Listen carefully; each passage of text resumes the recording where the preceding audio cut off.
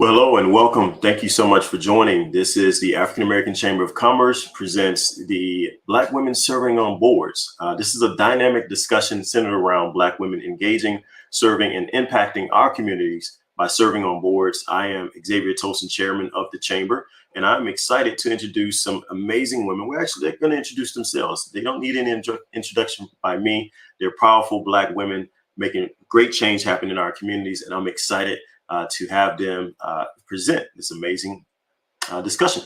All right. All right, ladies, it's your show. Thank you.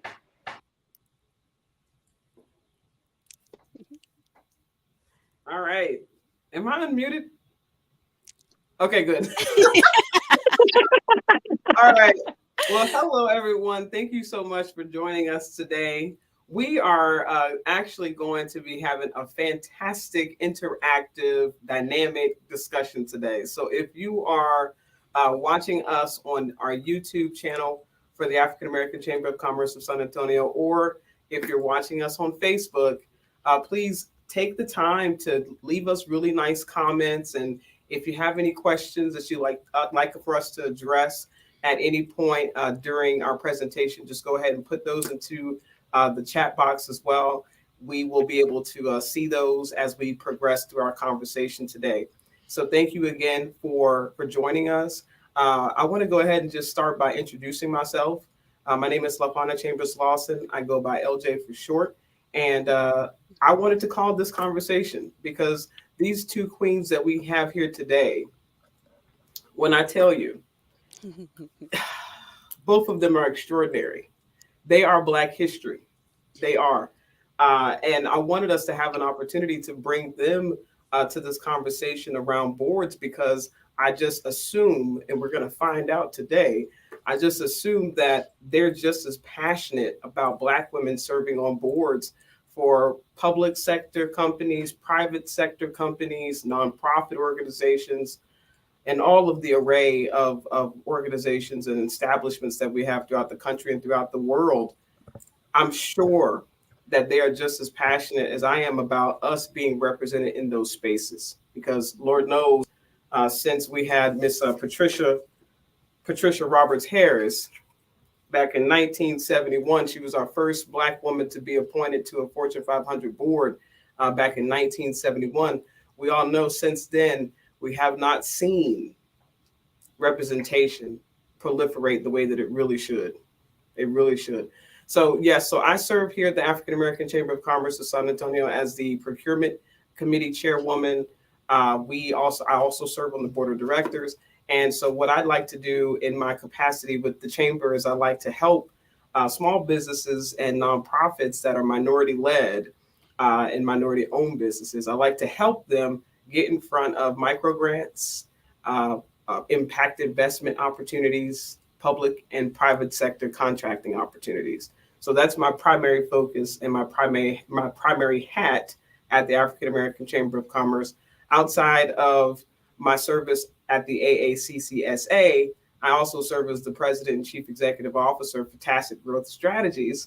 Tacit Growth Strategies is a global project management office and leading management consulting firm that also has a membership network called the Global Entrepreneur Network that we are actually growing a corporate impact think tank.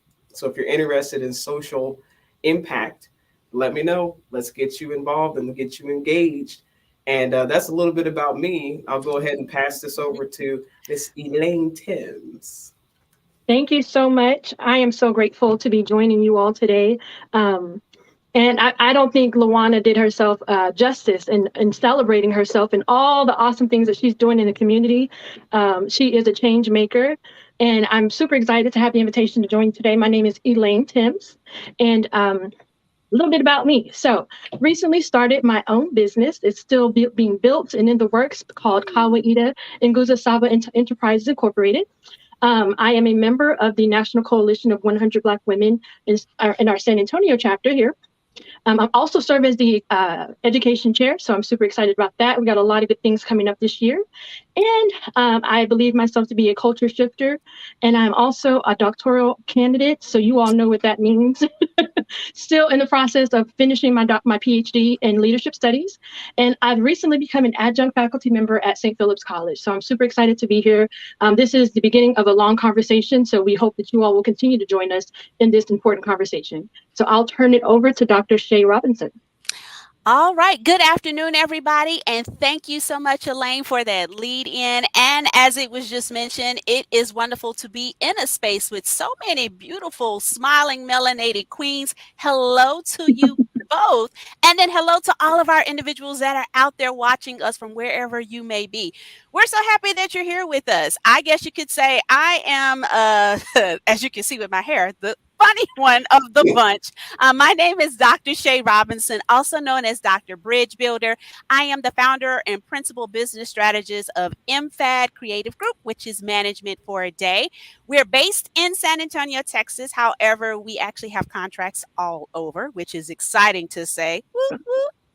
And to piggyback on what Elaine just said, she mentioned that she's a doctorate candidate. Love that. As a doctor myself, congratulations, sis. We only make up 2% of that. So anytime I hear somebody going through the process, I am fully excited about that accomplishment that is definitely within your sight. So congratulations to you.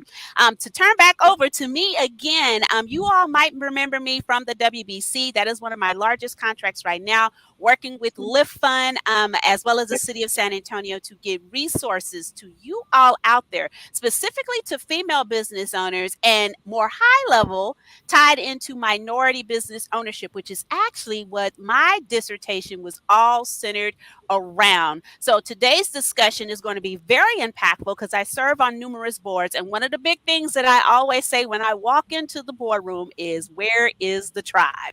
I'm always wanting to know where they are. So today, myself and then these other two fabulous queens that we have on the screen with you are going to share the why, the how, the when to make sure that those numbers are increased, that you have the information that you need to move and go forth, and that if you have any questions, we can actually open up a discussion and answer those questions. Now, we only got an hour, y'all, so we're going to make it count in the fullest of everything. So with that being said, I'm going to go ahead and lead right on into the first topic of discussion, which is Boards 101. How do you even get involved with that? What does that look like? And Miss Elaine is going to actually take the lead on this. So, ma'am, the floor is yours because I got a lot to say, but the floor is yours. Right. Thank you. Thank you so much. So we wanted to first, of course, approach it with not assuming everyone knows what a board does. So the board, could be a board of directors, board of trustees, advisory board. There's all different types of boards, and we'll talk about that briefly. But primarily, the board is responsible for helping the organization make financial decisions, holding the organization accountable to its budget, right? To its vision, mission, values. Typically, the CEO, reports directly to the board. And so helping also guide that individual through making decisions for the organization, making sure they're making the right, setting the right goals, the right metrics for the organization, marketing, when it comes to marketing in the community for that organization, making sure our brand or their brand is a brand that they're proud of, that all aspects of the organization are functioning well. So board member, it can be a small board, it can be a large board. There's all different types of boards. So let's talk about that briefly. So types of boards, you have a collective board, a governing board, working boards, advisory boards, managing or executive boards, fundraising boards, policy boards. And so generally, and I'll talk about each one briefly, I don't want to bore you all with this part of it, but so the collective board, it's a collective group of individuals who share a focus and a purpose. They make decisions and for the organization, or it could be just a specific special group, or for a special function or program or events, that kind of thing. The governing board, this particular board actually governs the organization, helps with creating the bylaws for the organization, the structure of that organization, the policies for that organization, all of those important things that make an organization function and operate is the governing board. Then your working board, it could be, they could double as staff. They could be, outside board members who aren't a part of the organization, who aren't paid through the organization. You also have advisory boards. These boards typically are boards that consist of individuals who bring in expertise. It could be for marketing, it could be for accounting or human resources, legal matters, all those good things. That board is created so that they could give advice on different policies and processes within the organization. You also have your executive board, and that actually includes your executives at an organization, from the CEO, COO, CFO, all of the C-level, the C-suite basically is what your executive or managing board would be, who that would be. And then you have your fundraising boards. Typically, nonprofits often have fundraising boards, and sometimes boards are also responsible for sales, right? Bringing in clients, key clients, and things like that. But your fundraising boards, again, it's all about money, bringing in grants, contracts, you name it, different types of funding streams. And then the policy board. Policy, of course, is creating a policy for the organization, from your standard operating procedures, your employee policies, all those typical things that you need in an organization. But the key part of all of that, that long list I just gave you, is oftentimes these boards have duties that all, blend together, right? The board may not just be there for governing purposes. It could also be there for advising. It's also there for helping bring in money. Specifically in nonprofit boards, you see that a lot, where they're also responsible for fundraising. And so the board's purpose really is to help the organization function, reach its goals, make sure it's setting appropriate goals for itself, hold the CEO and its executives accountable, hold the organization accountable to what it said it was going to do, who the organization says it is, and that all of those things align. So next we want to talk about choosing a board, because I'm going to get ready and bring in Lawana and Dr. Robinson. So things to consider when choosing a board, because it's not as easy as it seems, right? You see an organization like, let's say, UNICEF. It's wonderful. Yay, they do so many great things in the community. They have so many commercials on TV, especially around the holidays. So you're familiar with those organizations, right? But before you decide to join a board, there are some things you need to consider. The first thing is you want to assess their mission and values, and do they align with yours? Not all organizations, whether they're nonprofit or for-profit organizations, have the same values that you have. So that should be the very first thing you do, is assess, do they align with what I believe in? And also your goals, right? You don't just want to be a part of a board because you don't have anything to do. Well, some of you may want to do that, but what are your goals, right? How can that board help you get to where you want to be? Also, their reputation in the community. Consider, what do I bring to the table? What do I have to offer, right? It's not only about your professional experience, but also about your lived experience.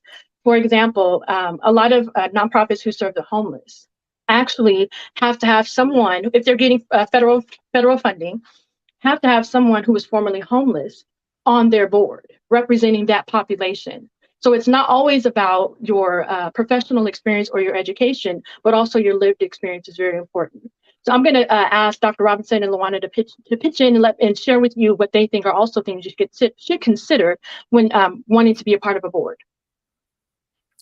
And I think you hit on some very important pieces, as I like to call it, golden nuggets, that a lot of people may not be aware of when we talk about joining different boards and getting more familiar with them. The components of not just doing it to like check off a box on the professional side of the house, because for some people that's literally, not to pull any punches, but for some that's what it actually is. When it needs to be more impactful, and that research component, making sure that it's in alignment, as you mentioned, with what it is that you value, is so important, because you'll find out if you're not passionate about something, you're not going to be committed to the follow through of it. Absolutely. Absolutely. Mm-hmm. And the other thing that you said too, Lane, that that rang true for me is, the lived experience component of this.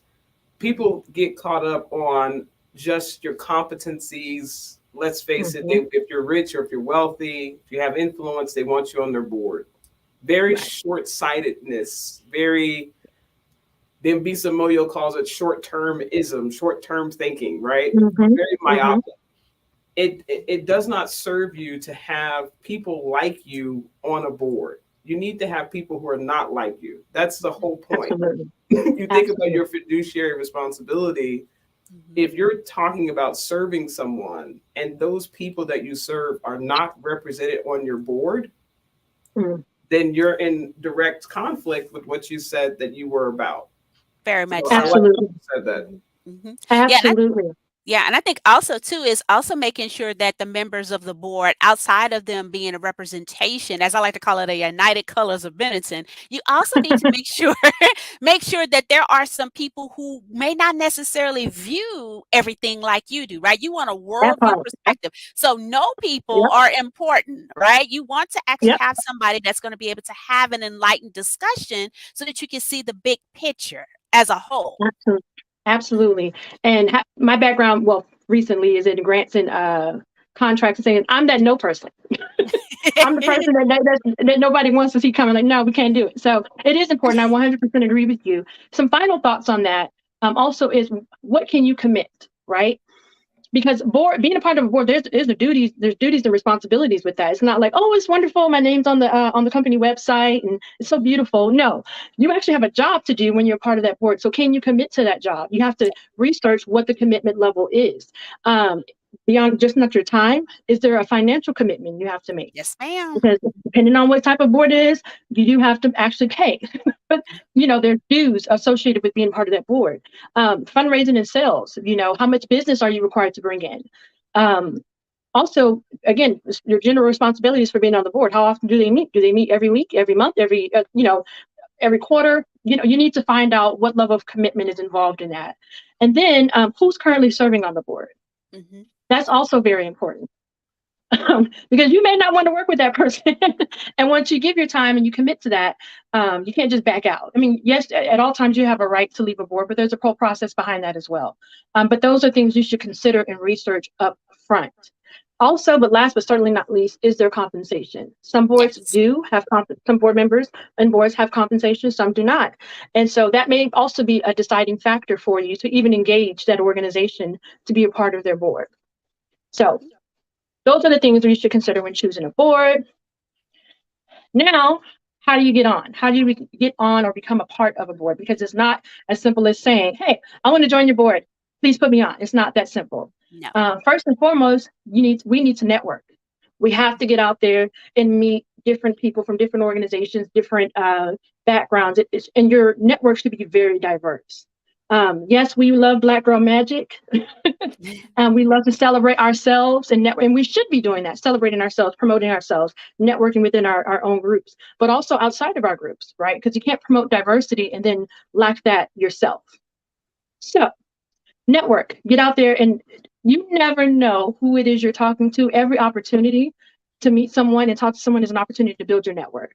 I have learned that favorably, and I have learned that the hard way. So, like, you're the CEO of this company. Okay, I just went off on you at McDonald's. Anyway, you just never know who you're talking to. So it's very important to build your network and always be mindful of not only building it, but managing that network, sustaining that network, right? It's not just about what people can do for you, but what do you have to offer? Mm-hmm. And it's not always about money either. Sometimes you just go help someone out just to help them out. And that's strengthening that relationship. Volunteer. Some organizations have volunteer opportunities. That's another way to build your network and get involved and learn more about a board. Research, as we've been saying, gotta research. Research is so important. What is their process? Some boards you have to apply for. Some you just got to know the right people. Sometimes you have to submit a letter of interest or, again, network. So Luana and Dr. Robinson, what do you all think? Ways to get on board, so what that process should look like. I think something else that needs to be considered too is just outside of the research component, finding someone that possibly is already on that institution's board to get their feedback, their spiel, because it's kind of like when you're looking for a job. Of course, when you're sitting across from whoever the interviewer is, they're going to give you all of the fluff, right? But they're not going to tell you, oh, it's an 80-hour work week, and guess what? You're salaried, so technically you're only going to be making $8 an hour. So you want to have that conversation with a current board member, so they can tell you about some of the things that you may not necessarily hear that they are going to expose you to. I think that is extremely important. Absolutely. Absolutely. I'm with you on that, Dr. Robinson, because the other part of it too is when you think about the whole purpose of you wanting to serve on the board, the purpose needs to be greater than yourself. Mm. And that's where you start, right? You start there, but you don't really get that. It sounds corny without context. You need the context. You need to meet the people doing the work. You need to volunteer. I have, when I teach Our Lady of the Lake as well. And it's in the graduate program for nonprofit studies.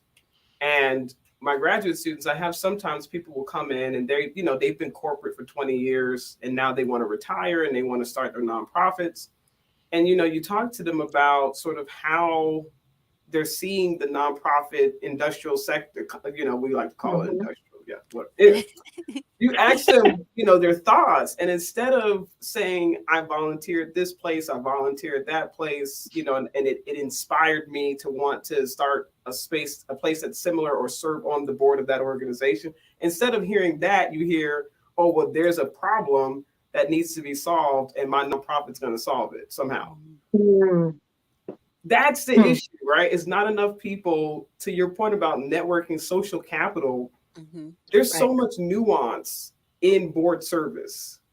There's so much nuance, and you're not going to understand it unless you're like you're shadowing. You have to shadow these people who are doing this work that you may not necessarily agree with. You'll notice with all these queens that are here today, you're not going to hear any one of them when you tell them something that's happening in your life or something negative that took place. They're not going to jump to, oh, well, that person's incompetent or that person is a horrible person. Neither one of them will say that because they understand the nuance of getting the job done. It's so hard to make decisions that are right at the right time, especially as a body, so you really have to have that humility, that true compassion, that true selflessness. You have to be truly a servant in the sense that you're really there, not necessarily just for your own agenda, but because your agenda aligns with that organization's agenda. Exactly. Now y'all go on and pass the collection plate because she just gave us a whole message and a whole. I'm like, we can wrap it up right there. But it's a perfect segue into us for the whole reason we're here, right? So let's talk about, LaWanna, if you could talk about why Black women need to get on boards. Yes, ma'am. So I wrote down a couple of major points that I want us to recite first before I get to the meat and potatoes of my dissertation here. I love it. Oh my goodness. Now, when you look at research that's been published as it relates to women in general serving on Fortune 500 boards, the return on investment has been cited as 8 to 13 basis points when you have just one woman on the board of your company, just one woman. 8 to 13 basis points. That's insane growth for that company, right? Just for that one person that's represented there. Now, when you look at since 2021, this is the second point, since 2021, you don't have any S&P 500 companies that are all male anymore. All of your S&P 500 companies have at least one woman that's a one director on their board. That's a woman. Two great points there. Now, let's think about what I was talking about before to Elaine and Dr. Robinson's point about why you're looking to serve on the board in the first place and in what capacity you're looking to serve. Let's think about full-time commitments. Most all of us are working full-time. Most all of us are working full-time. Most of us don't know, we're not aware that a lot of the boards, especially the corporate boards that you might be interested in serving in, those boards, you could serve in that capacity full-time and be compensated for that service. People don't be knowing about that. I'm like, yeah, corporate boards, some people literally, that's their job, is to be board chair or treasurer of this particular organization's board. Now, the other part of that is most of us, especially as it relates to women who are Black like us, we're not going to be able to afford a full-time commitment on a board if it's not compensated properly. So most of us are looking for part-time commitments. We're looking for a full-time, us to be able to maintain our full-time, work and be able to go ahead and volunteer sometime, a couple hours a week, maybe 10 hours a month type of deal at max to serve on these different boards that we're interested in supporting, right?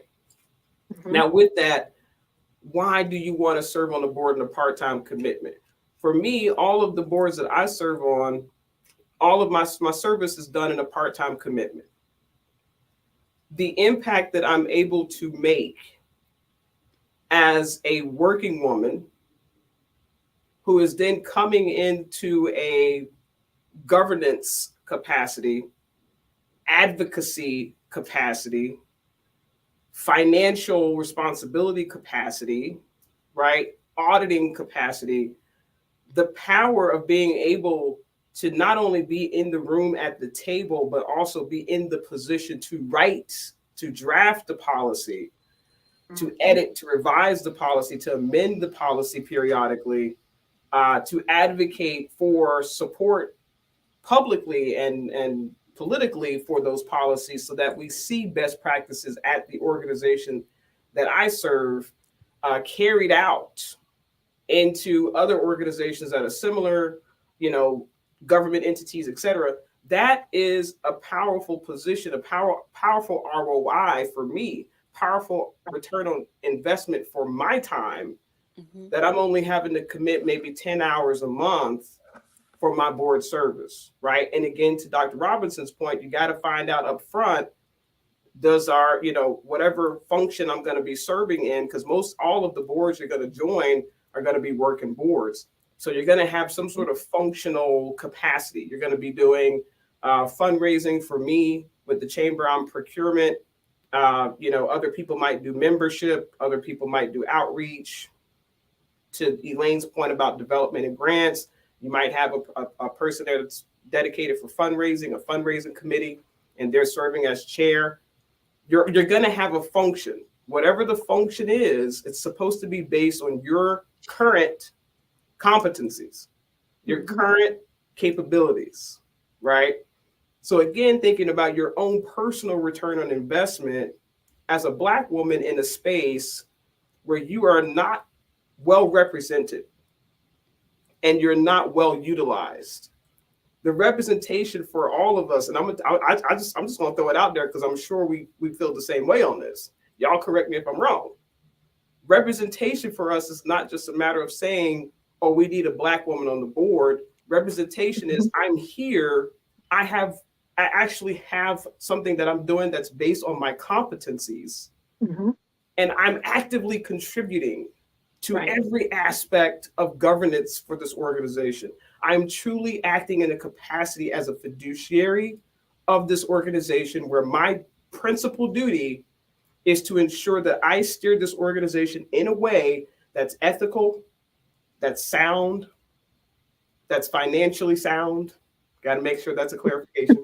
And sustainable, right? Like that's right. But see, this is the thing. This is where the representation really matters. Here's the rub. If you're not at the table, if you're not in the room, if you're not at the table, then you're on the table. Amen. So when we think about Black women and the work that we do in society in general, the legacy that our foremothers have left behind for us to be able to be here today, to be able to do any of the work that we do. We've come so far, yet we technically should be a whole lot further based on what they did in the 60s and the 70s. I mean, they really broke serious ground. Yes. We should be a whole lot further, but we're not. And the reason why we're not is because we're not lifting as we climb. We're not lifting as we climb. The women that are sitting on these boards, and I don't know, I got to go back and see the percentage of the women that are serving, how many of them are Black. What I know about when women serve on a board is 20 to 30% of the time, they're looking to bring in another woman. Mm-hmm. If that woman is not a Black woman that's supposed to be bringing us in, then how likely is it that we're going to be able to get the invitation? And that's what people don't want to be honest about, is the representation matters so much on so many different levels, because it really truly is an investment into our community.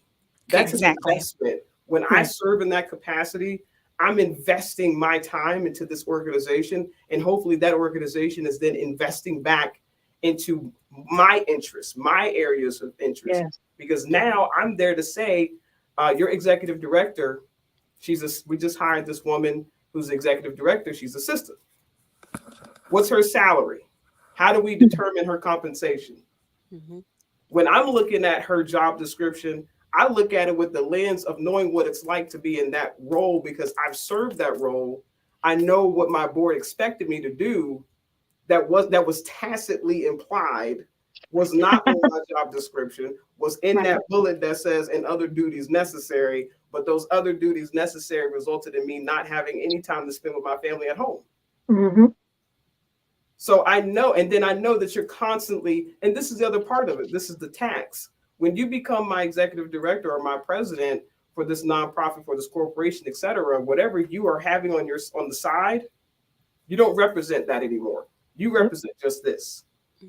So when you walk in the door, this is your label, this is your title, this is it. If that's a privilege as a company, when I have staff that go out and they represent tacit growth strategies, that is a privilege for them to walk in the door and say tacit growth strategies. They're not saying their company or, they're saying just tacit growth strategies.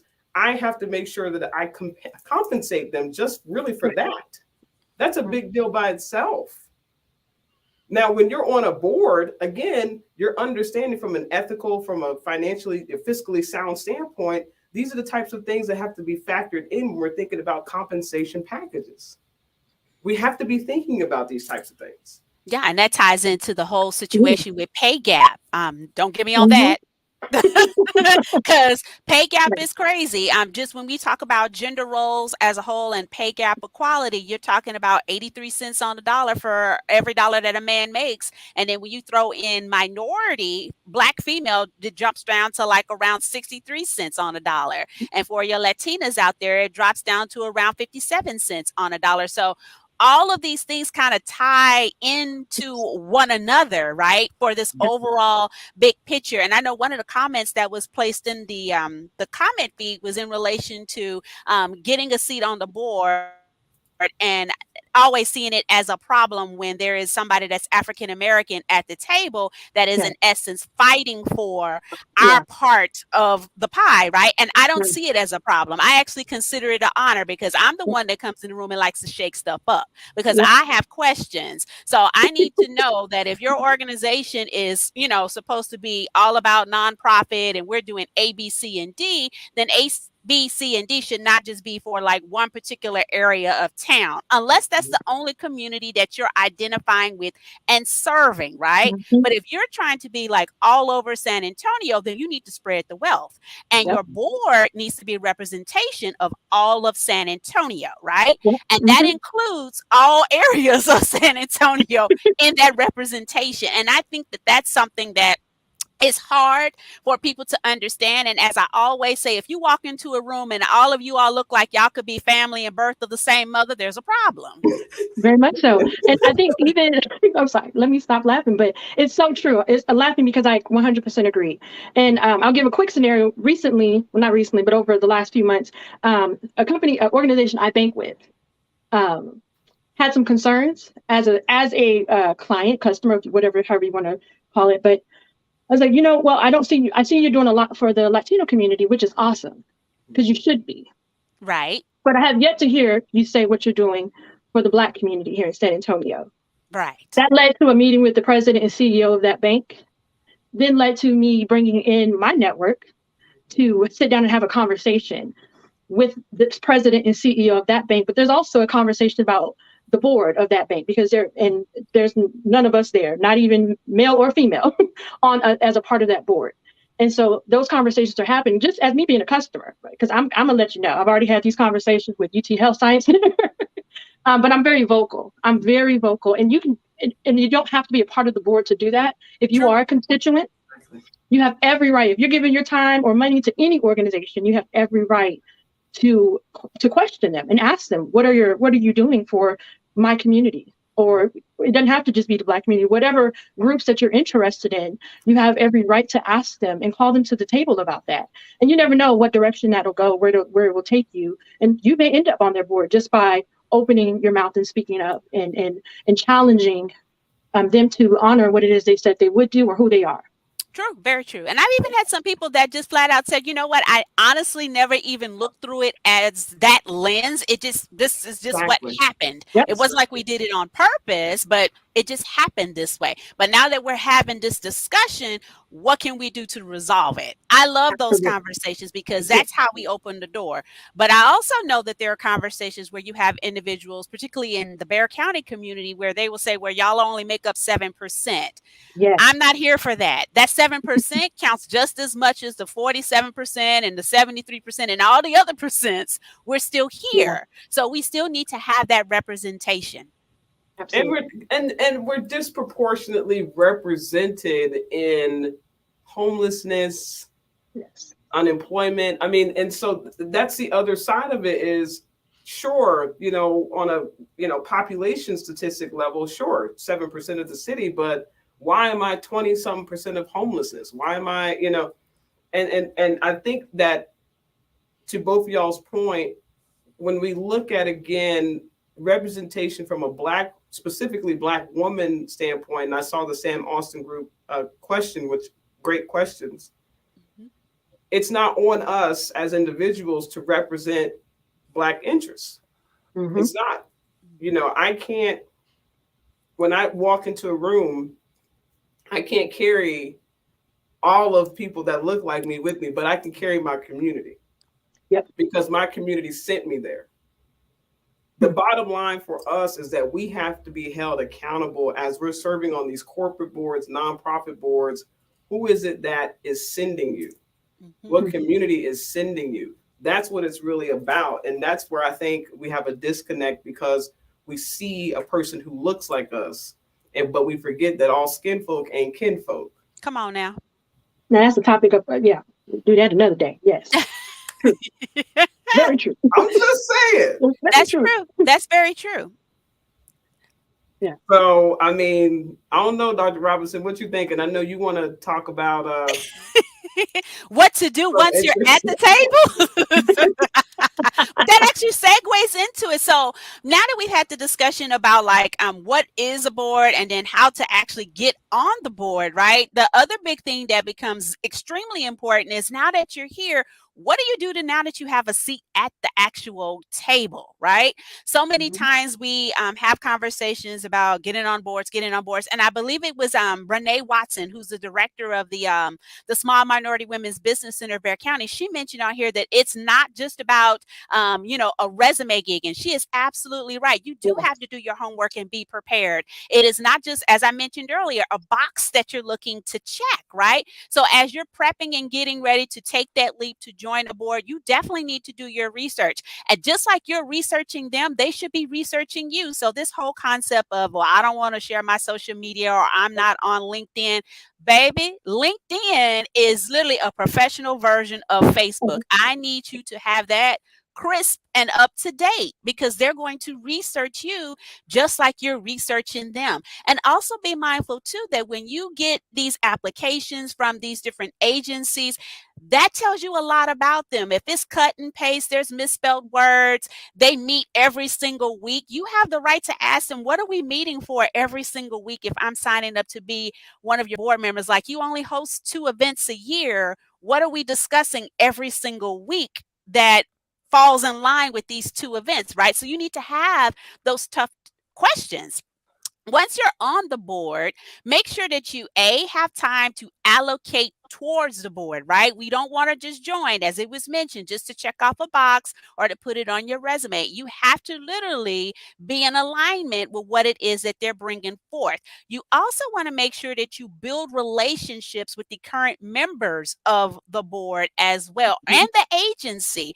And I know that Elaine mentioned this. You don't want to just join it just because they have an opening. You need to make sure that it's something that you actually genuinely believe in, that you can feel passionate about, because that's going to make you even more committed to the cause that you're actually looking to serve. And then once you join the board, if you're not affiliated with the organization, you may actually want to go ahead and join the organization to get a better understanding of what it is that they do behind the scenes, as well as a foot soldier, as I like to call it, in their overall mission, right? And time is something that is definitely that needs to be factored in. So not just the allocation of time to meet with the normal meeting, as LJ mentioned. You also need to make sure that you have time to actually read over the bylaws of the board once you become a member, to have time to actually have meetings with the executive director in case you have questions specifically for them, to make sure that you're in alignment, and, as I like to say, in alignment and in agreement with what it is that they are doing as a whole. So education and homework is extremely important, because remember, you're now going to be seen as an advocate for whatever this board is that you are now attached to. And you need to create some type of plan. And what I mean by that is a plan to not only have a seat at this board, but also to reach back and bring somebody that looks just like you up through the ranks, because that's one of the biggest things that I always hear when I have these discussions with individuals. It's like, well, the reason why, the board kind of looks like this is because, I knew, Carrie, and she's one of my good friends, and she has the same passion as me, so I invited her in. Makes perfect sense, because that's who they actually come in contact with, right? So the same thing holds true for us. It can't be a situation where it's just one of us on there, and I've actually heard this before, well, we don't need anybody else that looks like me. Right? We cannot do that to our own. That makes no sense to me, right? And when we are reaching back and having these discussions, we need to make sure that we are educating, right, the ones that are coming after us, so that they have a clear understanding. Hey, this is what this is about. This is what is expected. I am here for you if you need me.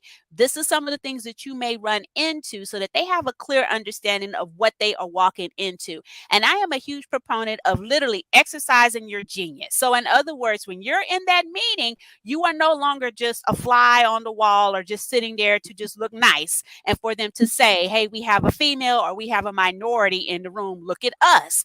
You are in there because you play an integral role. So when you have that seat at the table, your voice needs to be heard, just like everybody else that is in the room. You need to tell them what is going on in your community. If you don't agree with something, you need to make it known. Actually, I'm not in agreement with where we're going with this. And you need to also make sure that they're following the bylaws. It sounds crazy, but there are board meetings that I have been in where the bylaws kind of just go out the window. There's no Robert's Rules of Order. And it's kind of just like, okay, everybody agree, when in actuality, everybody doesn't. And then the meeting is called adjourned. I'm like, what happened? So make sure that you utilize your voice and that you're exercising your genius, because you're there for a reason and you bring something to the table. But it is extremely important for you to realize that you're going to have to be committed. You're going to have to be able to reach back, each one teach one, as they used to say back in the day. And you're definitely going to have to make sure that your voice is heard in order for you to have a clear understanding and be valued in that board that you sit in. So that's my spiel. So what do y'all have to say about what to do once you're on the board? Hold on. I need to add to what you just said, Okay, Dr. Robinson, I'm here because you for just killed it with that. This is the thing, especially for corporate boards, please, we have to make sure we get Robert's Rules literate. You have to understand basics of parliamentary procedure, because, you get into these contexts, you get into these spaces, and a lot of these meetings, to your point about the bylaws, sometimes you might suspend the agenda, you might, things like that happen. You might table something to pick up at another meeting. You need to be able to understand why your agenda is timed, why there's old business that you have to redress. why there's new business, why you need to actually make sure that you read those meeting minutes Yes, ma'am. before ideally you get to the meeting so that you can submit if there's anything that was not captured correctly. Yes. That's where you're supposed to be able to say, hey, actually, no, I don't approve the meeting minutes. I need to submit this edit or this revision. Those are the types of things that matter. Yes. And that's your job. I can't tell you, especially for our corporate boards and our like larger regional boards, the biggest issue is that you have people who are from different backgrounds. But to your point, Dr. Robinson, they get into the room and they're intimidated because there's just so much that they don't know. Right. They haven't read the financials. They don't know how to read the financials yet. You know, they're looking at a nonprofit budget and they're thinking that that budget is supposed to look like what their company budget looks like. They don't know that there's differences, you know. So it's stuff like that where you're not clear on budgeting. People don't know zero-based budgeting. They don't know cash accrual, you know. So those types of things are things you want to be aware of before you go to try to serve on the board. Because once you get into the capacity of serving in the board, you'll know what type of questions to ask. You got to know what kind of questions to ask so that those will lead you to the rest of the information that you're going to need to have to really be able to ensure that you're making sound decisions and that you're being ethical in those decisions. I'm telling you, especially for corporate stuff, it gets to be very tough. Yeah. Because you're making like decisions that affect people's salary, Yes, ma'am. you know, Yep. benefits. So Yep. you have to be aware of those things and ask those questions and actually do the research, dedicate the time. And to I know appreciate the I appreciate those corporations that actually do what they call officers training and board Mhm. orientation. If Yes. you find a board or organization that offers that, please, I beg of you, make sure that you clear your calendar and you actually attend it. Kudos to them that do it because it is needed. You should never be thrown in to the deep end like that, right? Of Right. course, you need to do your research, but it is great when they actually have that window and they're like, hey, we're having orientation. Here's the dates. Here's the information. Here are some copies of previous minutes just to get you familiarized with it. Here's a copy of our current bylaws, and they should not be from 1989 so that you have access to it Exactly. as well. Absolutely. And part of that, one of the most important things, I agree with everything you all have said, is the research behind understanding that organization. But like Lawana said, you're making decisions Yes. for that organization. Like, that's a huge responsibility. It's not just the fluffy side of it, you know, of helping people or, you know, an organization that you identify with, but it's a serious role to be a part of a board. And you have to take it seriously. And so we can't stress that enough, that it's a very serious position to be a part of the board. No matter whether you're a director, treasurer, secretary, all of them are voting on decisions together. And a lot of those decisions, well, most of them, if not all of them, directly impact the employees. So be mindful of that. And I just wanted to stress that as well, that it's a very, very serious role to be a part of a board. It is. And like remember too, for everybody listening, because I see this mistake happen all the time. Just because someone's an officer of the board does not, to Elaine's point, mean that their vote weighs more or matters more. Every director on that board has one vote. Mm-hmm. If you have an officer position, it just means that you're taking on more responsibility to support the organization. And in some cases, that will entitle you to a compensation. But for the most part, don't get it twisted. Everybody's a director. You got one vote. Everybody's got the same power. Absolutely. Very true. Very true. And We I have a think question.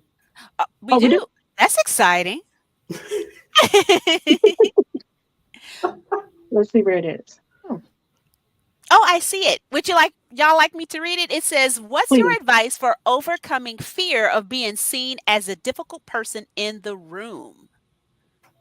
Ooh, what happened to Elaine? We lost Elaine. Oh no, I hope she comes back.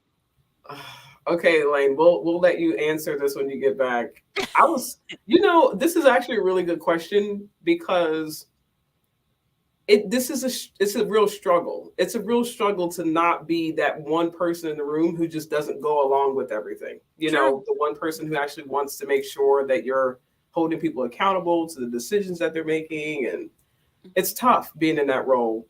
I don't really I don't see being the difficult person in the room as a problem so long as the difficult person is upholding their responsibility of making sure that you're researching, you're asking the right questions. Like the difficult person, if you're in a position to where, you know that your direct line to staff is the ED or the president, but instead of going directly to them, you go to their director of operations or their director of client services, you're in the wrong. Right. Like, There she is. Hey. there she is. I'm just saying, like we were talking about the question of the difficult person, right? And I was just saying, I'm okay with being a difficult person so long as the difficult person is not a jerk, basically. Right. Make Exactly. sure that you're following, just uphold what it means to be a good steward of the organization. Stewardship matters. Mhm. And you want to always be in the position to exercise compassion, because you don't know how these, everybody's got something going on. So you want to be as compassionate as possible, but you also want to make sure that you hold people to what it is that they're, supposed to be doing. So I Right. mean, what y'all think? And I think something else that needs to be tied into this and discussed is the whole situation and concept of you're walking in the room and like if you're the only female or you are the only minority. And so you're not necessarily a difficult person, but just somehow or another, unbiasedly, it becomes like the elephant in the room. Like Mhm. the whole conversation and the energy in the room completely shifts when you walk in. And it's odd, but it does happen.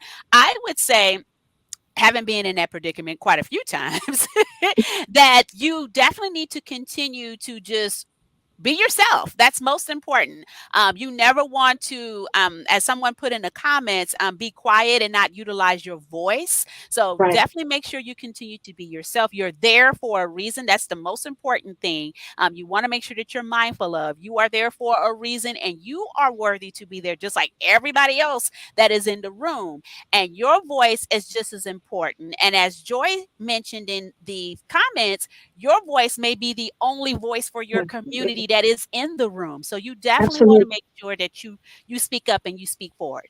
Absolutely. And to add to that, so I have been the difficult person and I've had to deal with difficult people, depending on what room I'm sitting in. But look at it as a challenge to learn how to, whether it's debate or how to have an appropriate argument. I'm not saying argue with someone, but there's arguments as necessary, right? Because you may learn something from the whole reason why they're being difficult or why they're very adamant about whatever decision is needing to be made, whatever conversation is being had.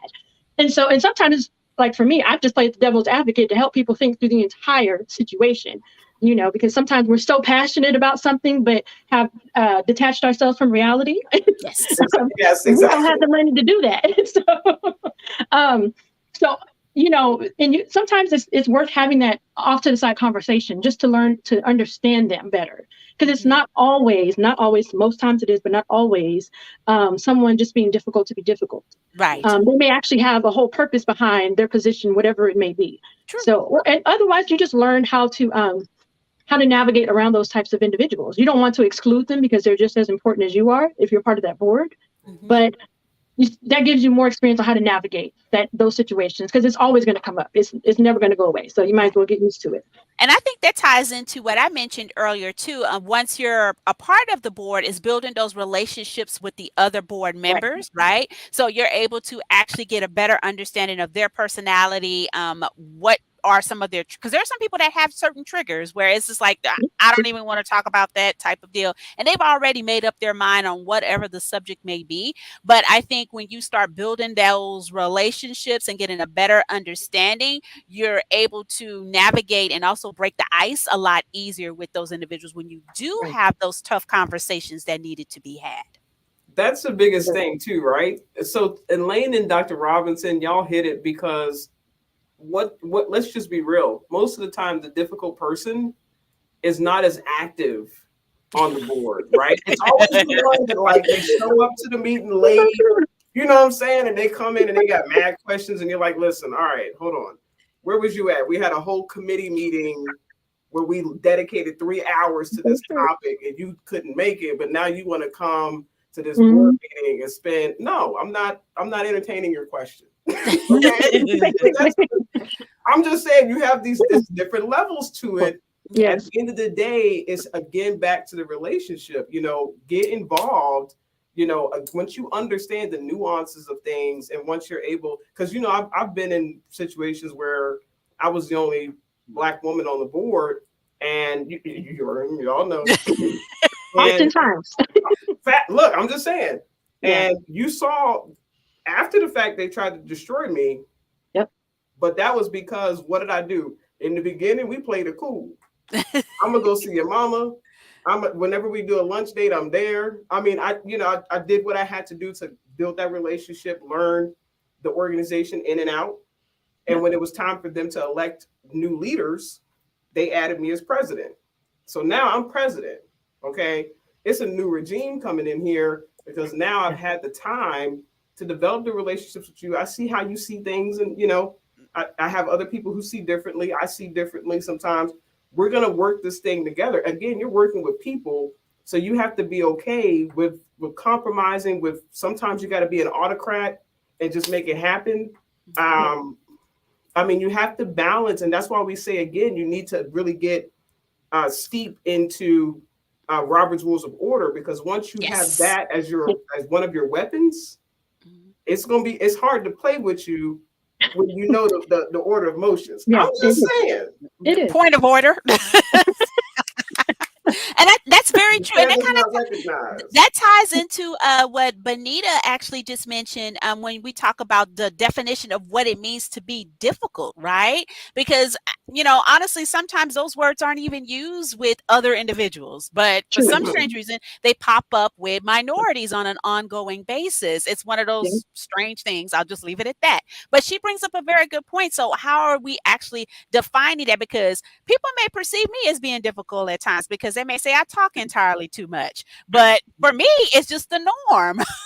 So that's a good one that she put, like what actually classifies as being difficult, right? So, yeah.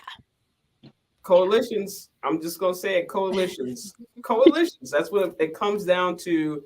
Building up your team. You have to have coalitions. This is where the politics of being a woman, especially a Black woman on a board, there's a lot of politics involved, a lot, again, of nuances. So you got to know how, what to say, when to say, who to say, because I'm going to tell you right now, there's things that we made happen as an organization that I won't take credit for because I wasn't the person who actually spoke on it in the meeting. I gave it to somebody else. Okay. And because I knew if they were to say it and I say, I second that, it's all of they people going to say yes to. And they're not people going to say yes. I'm just saying you have to be strategic at all times. So don't be worried about somebody labeling you difficult. Just go in there and do what you think is right and be authentic. And remember, it's not you're serving. It's not about you. So you have to always put that lens on. Is how can I ensure that my community, the voice is being heard. It's not being blocked because people don't like me as a person, right? And you always have to look beyond yourself. Look for service. How do I go in here and do this strategically? It's all about the strategic. And having a good conversation with a mentor is another good one as well. Mentors are very impactful. They don't necessarily have to be the same gender, same race as you. However, I will say this, if they are, it potentially could help because the conversation will be a lot more in alignment because they will understand the space and your point of view. But I do highly recommend that you have a mentor, preferably a mentor that is going a little bit further than you. So in other words, they're not like, if you're a startup, they're a startup too. You want somebody that's been down that road already and can give you some solid pointers. My mentor is a guy and he has no problem in telling me, no, that makes absolutely no sense. And then he'll tell me why. And he says, well, how about this? What do you think? And that's where you need to be. You need to be able to have somebody else that you know that you can go to and ask those difficult questions to and be in your corner. Absolutely. We definitely want to share some resources also with you all of different organizations, events, or books, things you can access. We'll try to make sure we share that information as well. Absolutely, How Boards Work is an awesome book. Is it by Dambisa Moyo? Yes. Did Yes, I get it ma'am. right? Okay, awesome. And then Skirts in the In the Boardroom. boardroom. Yes, A Woman's Survival to Success in Business and Life by Marshawn Evans, who is a JD. So, and also, of course, we always have the African American Chamber here in of Commerce here in San Antonio, Black chambers nationwide. If you're not located in San Antonio, get engaged with your chambers, not only the Black chamber, but women chambers, all the chambers, because you can be a part of all of them, no matter what your race or gender is. Black Women on Boards is another organization. Yes. I found them on LinkedIn. Awesome organization celebrating Black women on boards. I'm sure there's coaching and all kinds of resources involved with Black Women on Boards. Lift Fund also here in San Antonio, but Lift Fund is not just in San Antonio, they're all over. Yes. National Coalition of 100 Black Women, the national organization or our San Antonio chapter. Your local economic and community development offices. Every region, state has a economic and community development office, and as well as your minority supplier diversity councils are all over, are nationwide. So those are also great resources and organizations to get engaged with, especially if you're an entrepreneur. You need to be involved in those organizations because they have information that a lot of people don't have. You know, leads on different opportunities from the government. They start there first, and then they push it out to the rest of the community. That's just a tip for you all. But those are some organizations. SA 2020 is also a great organization. I think, Lawana, you had mentioned the board game. Yeah, I think it was Dr. Robinson that brought that up. Oh, Dr. Robinson. Okay, yeah. Yeah, that's a really good one because it is great for people who are interested in joining boards, but trying to get familiar with them, where they literally bring you all together. They give you, I guess you could say, an orientation or of what boards actually look like, and then they actually match you with an opening of an actual board that's local that would be a really good fit for you. So definitely check that out online. Awesome. Yeah. I'm so excited. Thank you all. One thing, I hope that this is a conversation. I think it is, but a conversation will continue, right? And so I want to turn it back over to you all for any comments, thoughts, and we're at 1:02 right now. So give it back to you all for final thoughts and things you want to share and our next steps. Dr. Robinson, what you thinking? Oh, sure. I think that this was excellent. I believe that this is something that was needed and definitely something that can go a lot deeper. There are so many different little pieces that we could have just branched off and did a whole nother hour segment on, ladies, and it was enjoyable. I love when there is a discussion where we can actually come into a room and have a discussion about what some people may consider not so delicate topics, but actually get a clear understanding of what needs to happen. Now, I'm a big fan of the who, how, what, when, and where of anything. So thank you all so much for the invite, and I definitely will look forward to, I'm going to say, series 2 of this. So that's my plug for me. What you got, LJ? For Women's History Month, we come back with part 2.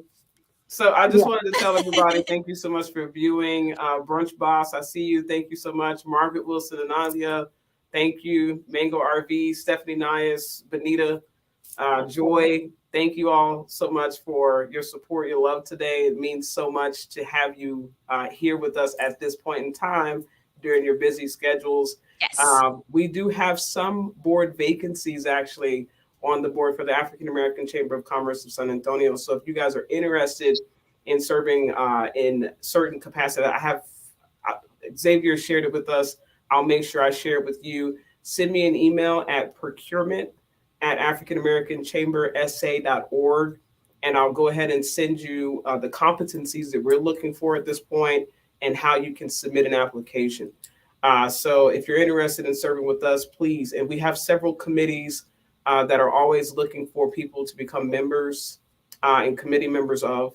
So just remember that all of these organizations, especially your trade associations, are going to be short people, short talent. Everybody's short talent. So this is the time. If you're interested and you want to serve on a board, this is the time to make it happen.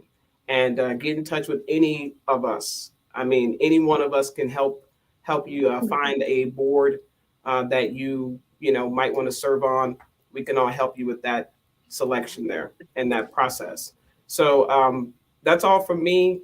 Thank you all again for this fantastic broadcast. Something else, I'm sorry, I just want to put this out there. What you just said, I need people to toot their horn. So when y'all make it onto these boards, can y'all please put that on your social media? Because the tribe wants to salute you. And now I know that there's some representation in the room. So let us know. We want to celebrate you. Absolutely. We'll make sure we share those resources. We'll follow up through Facebook and all those other great sites that we can share all the resources we listed and our contact information and all that great stuff. And from me to you all, thank you so much. Lawana, Dr. Robinson, thank you for the opportunity to sit with you within this discussion. I am so grateful, looking forward to Women's Her Story Month. And so super excited. And I don't know if Xavier's still on here, if he wanted to have some final words before we let y'all go for the rest of the day. I just want to say it was amazing. I truly enjoyed it. A lot of great gems dropped today, and I'm excited to see the growth of women serving on boards, especially Black women serving on boards and helping impact the community greatly. And so thank you all so much for the presentation today, and I look forward to the next one. And I'll slide out to the back, and you all have a great rest of the day. Bye. Bye, everybody. Thank you all. Bye, everybody.